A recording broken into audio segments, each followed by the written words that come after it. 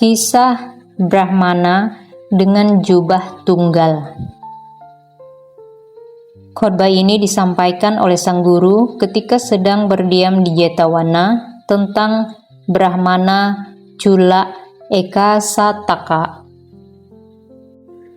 Pada masa Buddha Vipassi, hiduplah seorang Brahmana yang bernama Maha Ekasataka di Benares.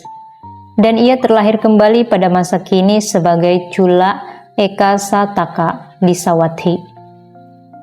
Chula Ekasataka hanya memiliki satu potong celana dalam, dan istrinya hanya memiliki satu potong celana luar. Namun mereka berdua hanya memiliki satu potong baju. Alhasil, kemanapun Brahmana ataupun istrinya pergi keluar, salah satu dari mereka harus tetap tinggal di rumah. Suatu hari diumumkan bahwa akan ada pemberian wejangan di wihara. Brahmana pun berkata kepada istrinya, "Istriku, telah diumumkan bahwa akan ada khotbah di wihara. Kamu akan pergi ke wihara untuk mendengarkan dhamma pada siang atau malam hari. Kita berdua tidak memiliki cukup baju untuk dapat pergi keluar bersama." Istri Brahmana menjawab, "Suamiku, saya akan pergi pada siang hari." Setelah berkata demikian, istrinya memakai baju dan kemudian pergi. Brahmana menghabiskan siang hari di rumah. Pada malam harinya, ia pergi ke wihara, duduk di depan sang guru, dan mendengarkan dhamma. Ketika sedang mendengarkan dhamma, 5 jenis kebahagiaan muncul dalam diri di sekujur tubuhnya. Ia menjadi berhasrat untuk memberikan penghormatan kepada sang guru, namun pikiran tersebut menghalanginya. Jika saya memberikan baju ini kepada sang guru, maka tidak ada lagi baju yang tersisa untuk saya sendiri maupun untuk istri saya. 1000 pikiran yang bersifat egois muncul dalam benaknya. Lalu 1000 pikiran yang berkeyakinan pun muncul dalam benaknya. Kemudian pikiran yang bersifat egois kembali muncul dalam dirinya hingga menguasai pikiran yang berkeyakinan. Demikianlah pikiran egoisnya yang kuat membutakan dan mengusir pikiran yang berkeyakinan. "Saya akan memberikannya." "Tidak, saya tidak akan memberikannya," kata Brahmana kepada dirinya sendiri. Tatkala ia merenungi pikiran tersebut, penggal waktu pertama berlalu dan tibalah penggal waktu kedua. Sampai akhirnya ia tetap tidak mampu mendermakan bajunya kepada sang guru. Kemudian penggal waktu terakhir pun tiba. Pada akhirnya Brahmana berpikir, "Ketika saya telah bergelut dengan pikiran yang berkeyakinan dan bersifat egois, 2 penggal waktu telah berlalu. Jika pikiran egois ini masih memuncak, maka saya akan terlahir di 4 alam penderitaan. Oleh karena itu, saya akan memberikan baju ini." Demikianlah pada akhirnya Brahmana berhasil menguasai 1000 pikiran egois dan menuruti pikirannya yang berkeyakinan. Setelah mengambil bajunya, ia menaruhnya di kaki sang guru, dan 3 kali ia berteriak dengan keras, "Saya telah menaklukkan, saya telah menaklukkan." Raja Pasenadikosala kebetulan juga sedang mendengarkan dhamma. Ketika ia mendengar suara teriakan itu, ia berkata, "Tanyakan kepadanya apa yang telah ditaklukkan olehnya." Para pengawal raja bertanya kepada Brahmana, dan Brahmana pun menjelaskan permasalahan itu kepada mereka. Saat raja mendengar penjelasan tersebut, ia berkata, "Sungguh sangat sulit untuk melakukan perbuatan seperti yang telah dilakukan oleh Brahmana. Saya akan melakukan sebuah kebajikan untuknya." Maka ia menghadiahkan sepasang pakaian untuk dirinya. Brahmana juga mendermakan pakaian darinya kepada sang Tathagata. Lalu raja menggandakan hadiahnya. Mula-mula ia menghadiahkan 2 pasang pakaian untuknya, kemudian 4 pasang, lalu 6 pasang, 8 pasang hingga 16 pasang. Raja kemudian memerintahkan untuk menghadiahkan 32 pasang pakaian kepada sang Brahmana. Namun, dengan maksud mencegah agar tidak ada orang yang berkata bahwa Brahmana tidak menyimpan sepasang pakaian pun untuk dirinya sendiri, tetapi ia malah memberikan semua pakaian yang telah diterimanya. Maka ia pun berkata kepada Brahmana, "Simpanlah sepasang pakaian untuk kamu sendiri dan berikan sepasang lainnya untuk istri kamu." Setelah berkata demikian, raja membuat agar Brahmana dapat menyimpan 2 pasang pakaian untuk dirinya sendiri dan mendermakan 30 pasang sisanya untuk sang Tathagata. Meskipun Brahmana telah memberikan semua pakaian yang dimilikinya sebanyak 100 kali, raja tetap memberikan pakaian untuknya dengan jumlah yang sama. Pada sebuah kehidupan lampaunya, Maha Eka Sataka menyimpan 2 pasang pakaian dari 64 pasang pakaian yang diterimanya. Chula Eka Sataka menyimpan 2 pasang dari 32 pasang pakaian yang diterimanya. Raja memberikan perintah kepada para pengawalnya. Sungguh sangatlah sulit untuk melakukan perbuatan seperti yang telah dilakukan oleh Brahmana. Bawakan 2 buah selimut saya ke dalam ruangan ini. Mereka pun melakukannya. Raja memberikan 2 buah selimut yang berharga 1000 keping uang untuknya. Namun Brahmana berkata kepada dirinya sendiri, "Saya tidak pantas menutupi tubuh saya dengan kedua buah selimut ini. Selimut ini layaknya diberikan untuk kepentingan Buddha Dhamma." Kemudian ia membungkus salah satu selimut dan menaruhnya di atas tempat tidur sang guru, di dalam gandha kuti. Ia juga membungkus selimut lainnya dan menaruhnya di salah satu bagian rumahnya, tempat para bikhu biasanya datang untuk menerima dharma makanan. Tatkala senja, raja pergi mengunjungi sang guru. Karena merasa kenal dengan selimut itu, ia bertanya kepada beliau, "Bhante, siapakah yang memberikan penghormatan kepada Anda dengan mendermakan selimut ini?" Eka Sataka. Raja pun berpikir, "Saya memiliki keyakinan dan berbahagia dalam keyakinan saya. Begitu pula dengan sang Brahmana yang berkeyakinan dan berbahagia dalam keyakinan dirinya." Kemudian ia menghadiahkan 4 ekor gajah, 4 ekor kuda, 4.000 keping uang, 4 orang wanita, 4 orang budak wanita, dan 4 desa yang terbaik untuk sang Brahmana. Demikianlah raja memberikan hadiah berjumlah 4 kepada sang Brahmana. Para bikhu memulai sebuah pembicaraan di dalam balai kebenaran. Oh, betapa luar biasa perbuatan Chula Eka Sataka. Dalam waktu singkat ia menerima segala hadiah yang berjumlah 4. Tidak lama setelah berbuat kebajikan, ia langsung mendapatkan buah kebajikannya. Sang guru menghampiri dan bertanya kepada para bikhu, "Wahai para bikhu, apakah yang menjadi topik pembicaraan kalian saat sedang duduk di sini sekarang?" Ketika mereka memberitahukan kejadian tersebut, beliau berkata, "Wahai para bikhu, jika Eka Sataka telah mampu membuat dirinya sendiri ikhlas mendermakan bajunya untuk saya pada penggal waktu pertama, ia akan menerima hadiah berjumlah 16. Jika ia telah mampu melakukannya pada penggal waktu kedua, ia akan menerima hadiah berjumlah 8. Karena ia baru mendermakan bajunya pada penggal waktu terakhir, ia hanya menerima hadiah berjumlah 4.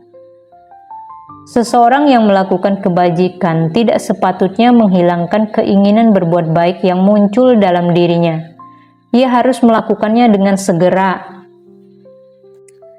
Sebuah perbuatan baik yang lambat dilakukan memang akan menghasilkan berkah, tetapi berkah itu juga akan lambat berbuah.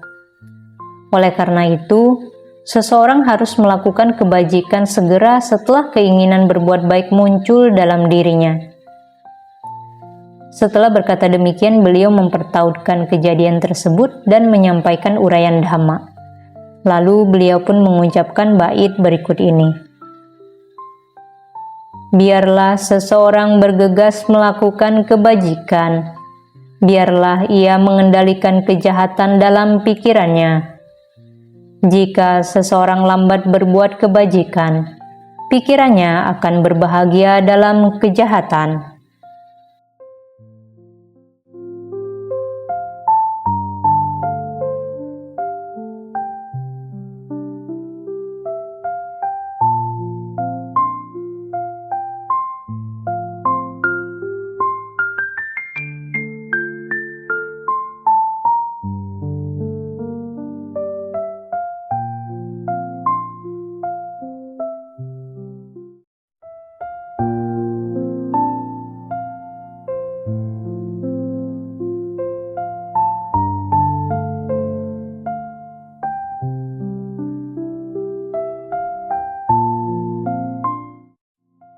Kisah Biku Sea Sakathera yang tak puas.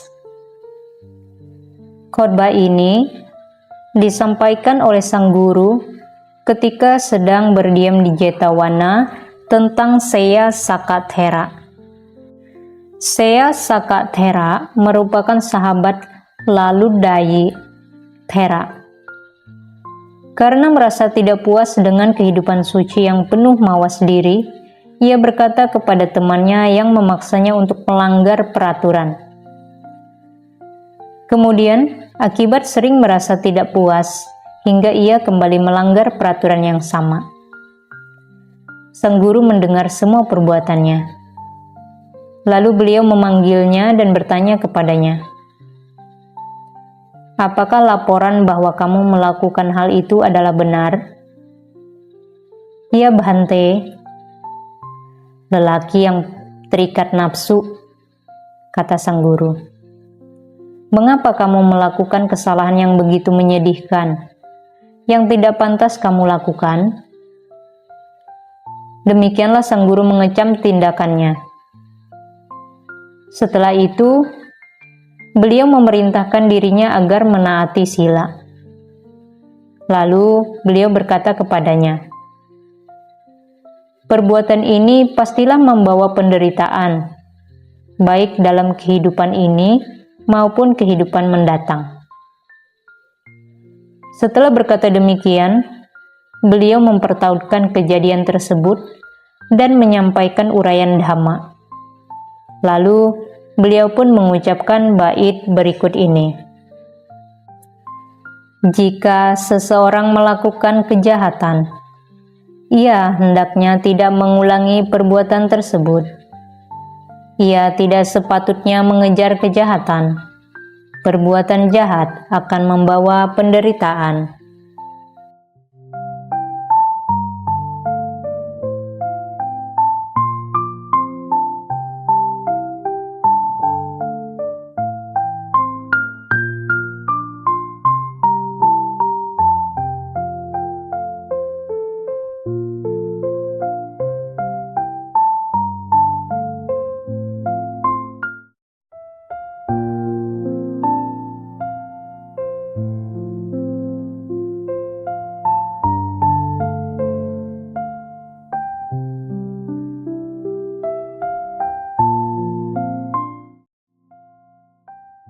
Kisah Dewi Laja dan Bhante Mahakasapa.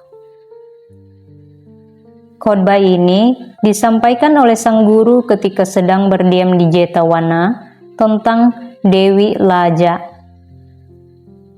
Kisah ini bermula di Rajagaha. Ketika Yang Mulia Mahakasapa sedang berdiam di gua Piphali, ia memasuki alam jhana, berdiam di sana selama 7 hari. Setelah bangkit dari kebahagiaan alam jhana, pada hari ke-7, dengan mata batin ia melihat tempat dirinya hendak pergi berpindah patah. Saat ia melihat keluar, ia melihat seorang wanita penjaga ladang padi yang sedang memanggang bongkol padi yang telah dikumpulkannya. Kemudian ia pun berpikir, apakah ia diberkahi dengan keyakinan atau tidak?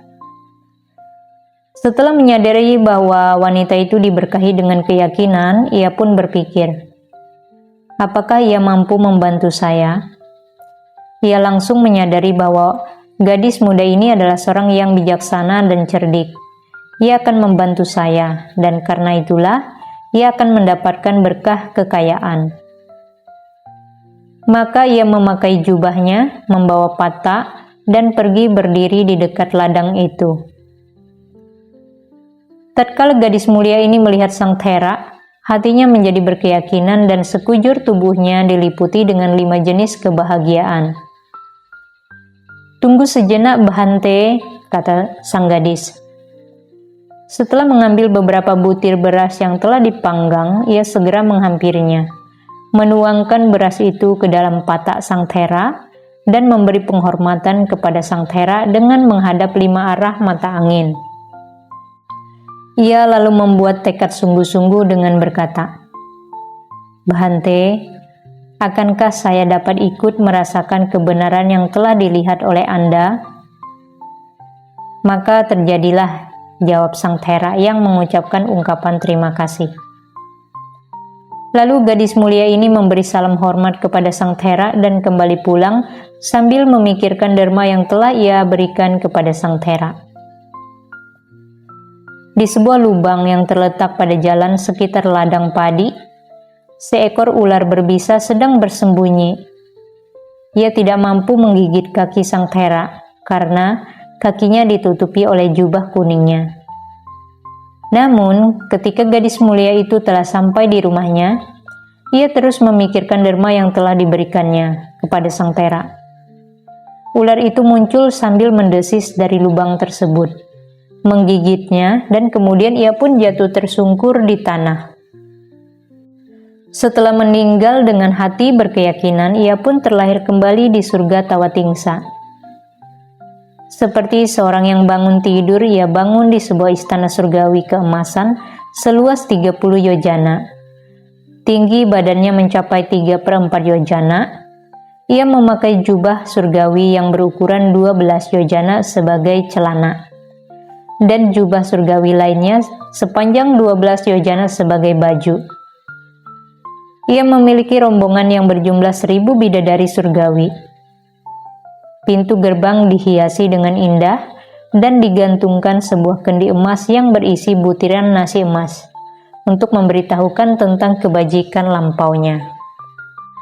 Sambil berdiri di gerbang istananya, ia mencermati kejayaannya sendiri dan berpikir dalam dirinya, "Karena perbuatan baik apakah saya memperoleh kejayaan ini?" Ia langsung tersadarkan dengan pikiran berikut.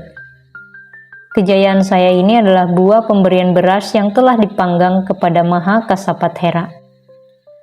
Lalu ia berpikir, karena saya telah menerima kemewahan dan kejayaan akibat perbuatan baik yang kecil, maka mulai saat ini saya tidak sepatutnya bersikap lengah. Oleh sebab itu, saya akan melakukan segala pekerjaan untuk sang Thera, dan juga melakukan pembebasan untuk diri saya sendiri. Kemudian pada pagi hari ia mengambil sebuah sapu emas dan tampi emas untuk menyapu. Pergi ke kamar sang Thera, menyapu bersih kamar tersebut dan pergi menyiapkan air minum. Ketika sang Thera melihat perbuatannya, ia menyimpulkan, beberapa guru pembimbing ataupun samanera pasti telah melakukan pelayanan ini untuk saya. Pada hari kedua, Dewi itu melakukan hal yang sama dan sang Thera kembali mendapatkan kesimpulan yang sama. Namun, pada hari ketiga, sang Thera mendengar suaranya yang sedang menyapu, dan dengan mengintip lewat lubang kunci, ia melihat pancaran sinar tubuhnya, dan ia langsung bertanya, "Siapakah yang sedang menyapu itu?" "Itu adalah saya, Bhante, siswa wanitamu, Dewi Laja." "Saya tidak memiliki siswa wanita yang bernama itu." "Bhante, ketika saya masih merupakan seorang gadis yang menanam padi di ladang, saya memberikan beras panggang untuk Anda. Dalam perjalanan pulang, ada seekor ular menggigit saya.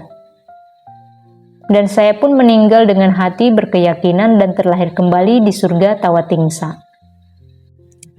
Karena Andalah saya menerima kejayaan ini, saya pun berkata kepada diri sendiri, saya akan melakukan segala pekerjaan untuk Anda dan juga melakukan pembebasan untuk diri saya sendiri. Oleh karena itu, saya datang kemari, Bhante. Apakah kamu yang menyapu tempat ini kemarin dan juga pada hari-hari berikutnya, serta menyiapkan air minum? Ya, Bhante. Mohon pergilah dari sini, Dewi. Tidak ada masalah dengan pekerjaan yang telah kamu lakukan, tetapi mulai saat ini jangan lagi datang kemari. Bhante, janganlah menghancurkan hidup saya. Mohon izinkan saya melakukan segala pekerjaan untuk Anda dan juga melakukan pembebasan untuk diri saya sendiri. Dewi, pergilah dari sini. Kalau kelak saat para pengkhotbah Dhamma membawa berbagai macam kipas dan duduk, mereka mempunyai alasan untuk berkata, tersiar kabar bahwa seorang Dewi datang dan melakukan segala pekerjaan untuk Maha Kasapathera, serta menyiapkan air minum untuknya. Oleh karena itu, mulai sekarang kamu jangan lagi datang kemari, tetapi pergilah ke tempat lain. Bhante, janganlah hancurkan hidup saya, pinta Dewi itu berulang kali. Sang Thera pun berpikir, Dewi ini tidak menghiraukan perintah saya. Oleh karena itu ia berkata kepadanya, kamu tidak mengenali tempat kamu sendiri. Setelah berkata demikian, ia menderikan jarinya dengan gertakan. Dewi itu pergi, sambil bersikap anjali, berteriak, Bhante, janganlah memupuskan pencapaian yang telah saya capai. Biarlah saya melakukan pembebasan untuk diri saya sendiri. Lalu Dewi itu meratap, meraung, menangis, sambil berdiri dan terbang melayang di udara. Tatkala sang guru duduk di dalam Gandha Kuti di Jetawana, beliau mendengar suara tangisannya. Oleh karena itu beliau memancarkan sinar tubuhnya dan duduk seolah saling berhadapan dengan Dewi itu. Beliau membuka mulutnya dan berkata, Dewi, sudah merupakan kewajiban siswa saya Mahakasapa untuk mengendalikan dirinya sendiri. Namun, mereka yang ingin melakukan kebajikan menyimpulkan, hal yang satu ini sangatlah diperlukan, dan menganggap bahwa perbuatan baik adalah satu-satunya kewajiban mereka. Memang, baik di dunia ini maupun di alam lain, hanya kebajikanlah yang dapat membawa kebahagiaan. Kemudian beliau mempertautkan kejadian tersebut dan menyampaikan uraian Dhamma. Lalu beliau pun mengucapkan bait berikut ini. Jika seseorang melakukan kebajikan, ia harus berulang kali melakukannya. Ia harus melakukan kebajikan dalam waktu lama. Kebahagiaan adalah buah dari kebajikan.